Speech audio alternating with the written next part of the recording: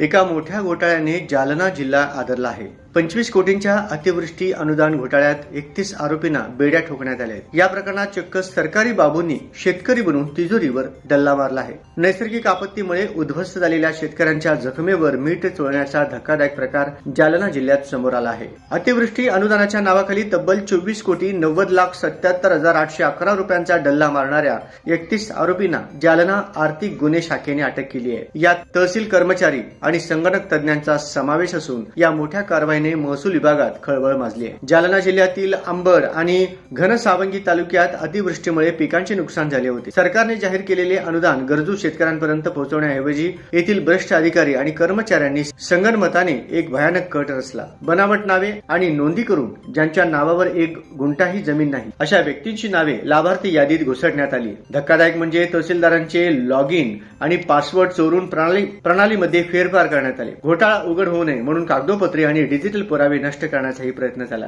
जिल्हाधिकाऱ्यांनी नेमलेल्या चौकशी समितीने या घोटाळ्यावर शिक्कामोर्तब केल्यानंतर अंबड पोलीस ठाण्यात गुन्हा दाखल झाला होता। गुन्हा दाखल होताच आरोपींनी मोबाईल बंद करून आणि सोशल मीडियापासून लांब राहत भूमिगत होण्याचा प्रयत्न केला। मात्र आर्थिक गुन्हे शाखेचे सहाय्यक पोलीस निरीक्षक मिथुन घुगे आणि त्यांच्या पथकाने तांत्रिक विश्लेषणाच्या आधारे शोध घेत 31 आरोपींना बेड्या ठोकल्या। आरोपींनी अटक टाळण्यासाठी आधी जिल्हा सत्र न्यायालय आणि नंतर उच्च न्यायालयाच्या छत्रपती संभाजीनगर खंडपीठात धाव घेतली होती। मात्र तपास अधिकाऱ्यांनी मांडलेले ठोस पुरावे आणि घोटाळ्याचे गांभीर्य लक्षात घेऊन न्यायालयाने सर्व जामीन अर्ज फेटाळून लावले। या घोटाळ्यात आतापर्यंत 35 जणांचा सहभाग निष्पन्न झाला असून त्यापैकी 31 जण कोठडीत आहेत। उर्वरित 4 फरार आरोपींचा शोध सुरू आहे। विशेष म्हणजे घोटाळ्याची रक्कम वसूल करण्यासाठी प्रशासनाने आक्रमक पवित्रा घेतला आहे। आरोपींच्या बँक खात्यांवर टाच आणली आहे। काही आरोपींच्या मालमत्तेवर बोजा चढवण्यात आलाय। डिजिटल पुराव्यांसाठी मोबाईल आणि लॅपटॉप जप्त केले आहेत। नेमके कोणते आहेत आरोपी आपण पाहूया। तर यामध्ये 22 तलाठी, 5 तहसील कर्मचारी आणि 1 जिल्हाधिकारी कर्मचारी